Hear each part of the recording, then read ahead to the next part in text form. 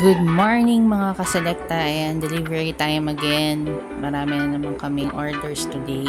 Saktong orders lang. Ayan.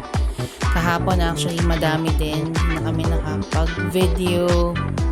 Ayan. So ngayon, ito muna yung dadalhin niya. 2 tindahan muna yan. Ayan.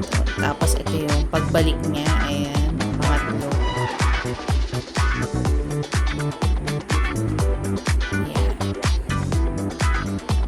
Waiting na ako dyan, binibilang ko lang siya kasi dapat sure tayo na kompleto yung orders bago i-deliver sa tindahan.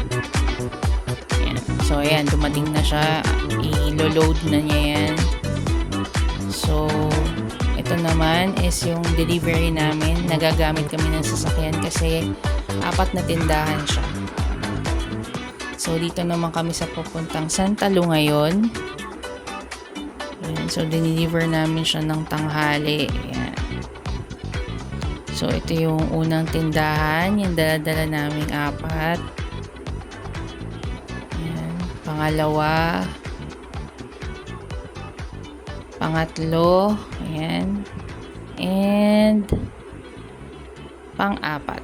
Ayan. So, sa loob lang siya ng subdivision. So, good day!